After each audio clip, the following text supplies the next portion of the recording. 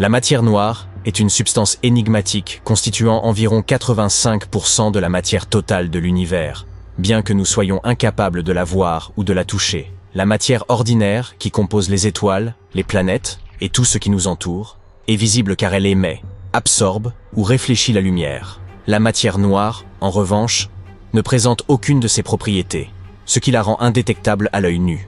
Nous n'avons même pas la certitude de son existence réelle. La raison pour laquelle les scientifiques postulent la présence de matière noire repose sur ses effets gravitationnels observables sur les galaxies et d'autres objets cosmiques. Par exemple, la rotation des galaxies en spirale ne suit pas les lois de la physique telles que nous les comprenons actuellement.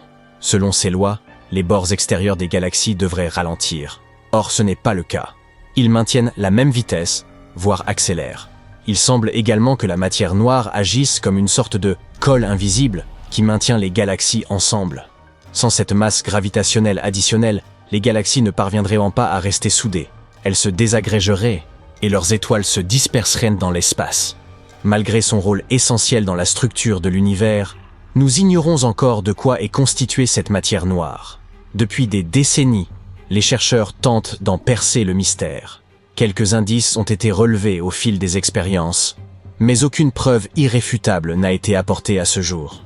Peut-être que le futur collisionneur circulaire permettra de résoudre cette énigme. Une force mystérieuse semble attirer notre galaxie tout entière, ainsi que de nombreuses autres, vers un point précis de l'espace. Ce phénomène est connu sous le nom de grand attracteur. Il s'agirait d'une région extrêmement vaste de l'univers, dont la masse est estimée à environ 10 millions de milliards de fois celle de notre Soleil, et dotée d'une exceptionnelle force gravitationnelle. Les scientifiques supposent qu'il pourrait s'agir d'un superamas de galaxies, bien que cela reste incertain. La difficulté réside dans le fait que nous ne pouvons pas l'observer directement, car il est masqué par la Voie lactée, laquelle, d'ailleurs, se dirige vers lui à une vitesse vertigineuse d'environ 600 km par seconde. Tout comme pour la matière noire, nous n'avons connaissance de sa présence qu'à travers son influence sur le mouvement des galaxies environnantes. Ces galaxies sont attirées vers cette région, alors que, dans un univers en expansion, elles devraient normalement s'éloigner les unes des autres. Ce qui est encore plus intriguant, c'est que ce grand attracteur pourrait lui-même se diriger vers une entité encore plus massive, le superamas de Shapley, qui constitue la plus grande concentration de galaxies dans notre voisinage cosmique. En 2017, les astronomes ont fait la découverte d'un objet singulier baptisé Oumuamua. Il s'agissait du premier visiteur connu provenant d'un autre système stellaire. Cet objet, relativement petit, mesurait de 100 à 1000 mètres de long. Il était de forme allongée et mince, arborait une teinte rougeâtre et se déplaçait de manière particulièrement atypique. En passant près du Soleil, il a soudainement accéléré avant de quitter notre système solaire sans plus de cérémonie.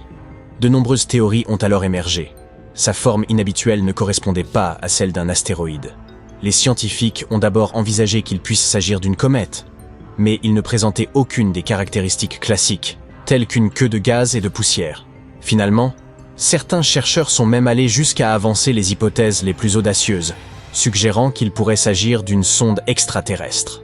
Depuis lors, Oumuamua a suscité un vif débat et beaucoup de spéculations. Cependant, il a été établi après un certain temps qu'il ne s'agissait que d'un objet naturel doté de propriétés singulières. C'était probablement un fragment issu d'un système stellaire lointain, tel que l'éclat d'une comète désintégrée ou même un morceau de planète.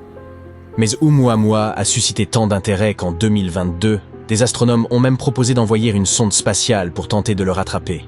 Une telle mission pourrait nécessiter environ 26 ans de voyage. Quant aux créatures extraterrestres, où sont-elles ? Il existe une théorie appelée l'hypothèse de la Terre rare, qui suggère que la vie telle que nous la connaissons serait en réalité extrêmement peu commune dans l'univers. Dans les années 70 et 80, les scientifiques soutenaient que la Terre n'était qu'une planète banale au sein d'un système solaire ordinaire. En adoptant cette perspective, la vie devrait être largement répandue dans tout l'univers. Et avec ces milliards de planètes existantes, il serait déraisonnable de penser qu'aucune d'entre elles ne soit semblable à la nôtre. Cependant, le géologue Peter Ward a avancé l'idée que l'apparition d'une vie complexe comme la nôtre reposait sur une combinaison extraordinairement rare de conditions. En effet, l'histoire d'une planète, avec l'ensemble de ses paramètres astrophysiques et géologiques, doit être parfaitement ajustée pour permettre le développement d'une telle forme de vie. Réfléchissez-y, Il faut que la planète se trouve dans une zone propice de la galaxie, à une distance idéale d'une étoile stable, qu'elle soit rocheuse avec la présence d'eau et une atmosphère adéquate, que des molécules complexes émergent, que les primates adoptent la station debout, et bien d'autres facteurs. Cela apporte également une explication au paradoxe de Fermi, qui pose la question suivante. Si la vie extraterrestre est si répandue, pourquoi n'en avons-nous détecté aucun signe?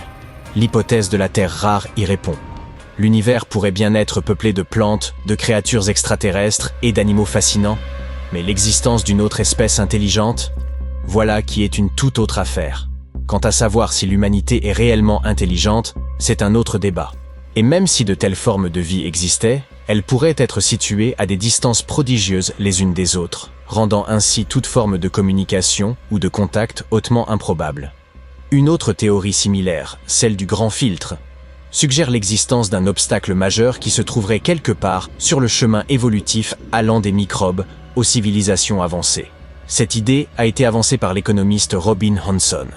Il pensait également que la vie intelligente, telle que nous la concevons, n'était peut-être pas si répandue dans l'univers. Toutefois, il ne croyait pas que cela soit dû à des conditions uniques, propres à notre planète, mais plutôt à l'existence d'une sorte de filtre qui limiterait les probabilités qu'une forme de vie évolue jusqu'à atteindre notre niveau de complexité. Ce filtre pourrait se situer à divers stades de l'évolution. Peut-être au niveau des premiers microbes, ce qui signifierait que nous avons déjà réussi à le franchir, ou bien plus tard dans l'avenir, ce qui impliquerait que nous pourrions disparaître comme tant d'autres avant nous. Il est possible que les jalons futurs, comme la colonisation d'autres planètes et de la galaxie, soient beaucoup plus ardus, voire impossibles à réaliser. Des événements imprévus pourraient survenir, des catastrophes potentielles, l'épuisement des ressources ou d'autres défis. Il existe un phénomène fascinant appelé pulsar. Il s'agit d'un type particulier d'étoile qui émet des impulsions régulières d'ondes radio, un peu comme un phare cosmique clignotant. Dans l'univers, on observe souvent un pulsar accompagné d'une étoile plus petite qui tourne autour de lui. Pourtant, les scientifiques ont découvert un système entouré d'une grande quantité de matière énergétique. Ils se sont alors aperçus qu'il s'agissait probablement des restes d'une autre étoile compagne, autrefois massive. Le pulsar, avec ses émissions intenses de radiation et de particules, consumait lentement sa cavalière. Un peu comme la veuve noire qui dévore son partenaire, d'où le nom attribué à ces systèmes. Depuis cette découverte, d'autres systèmes semblables ont été identifiés, regroupés en une seule famille des araignées. On distingue également les pulsars à dos rouge, qui détruisent des compagnons légèrement plus grands, et les pulsars chasseurs, dont les compagnons sont suffisamment massifs pour résister à une destruction totale. Nous avons découvert un nuage d'eau dans l'espace, et pas n'importe où, autour d'un trou noir. Il s'agit d'un gigantesque réservoir situé à environ 12 milliards d'années-lumière de la Terre. C'est probablement le plus grand et le plus éloigné jamais détecté dans l'univers. Ce nuage contient un volume d'eau stupéfiant, 140 000 milliards de fois supérieur à celui de tous les océans de la Terre réunis. Impressionnant, non? L'eau entoure un quasar, qui est en fait un trou noir supermassif à l'énergie considérable. Ce quasar est environ 20 milliards de fois plus gros que le Soleil et émet autant d'énergie qu'1 million de milliards de soleils. À vous de faire le calcul. À mesure que le trou noir engloutit lentement tout ce qui l'entoure, il libère de l'énergie. Cette énergie réchauffe les gaz et les poussières environnantes, entraînant la formation de vapeur d'eau. En conséquence, le trou noir est enveloppé d'un immense nuage, tandis que les autres gaz et poussières flottent autour de lui. Ce duo cosmique s'est formé alors que l'univers n'avait qu'1,6 milliard d'années, une fraction de son âge actuel. Cela démontre que l'eau n'est pas une substance récente, mais qu'elle existe dans les galaxies depuis des milliards d'années. Ce quasar ne cessera de devenir plus grand et plus redoutable. S'il parvient à absorber tout le gaz et la poussière qui l'entoure, il pourrait croître jusqu'à 6 fois sa taille actuelle, atteignant potentiellement une masse de 120 milliards de fois celle du Soleil. Voilà qui donne matière à réflexion.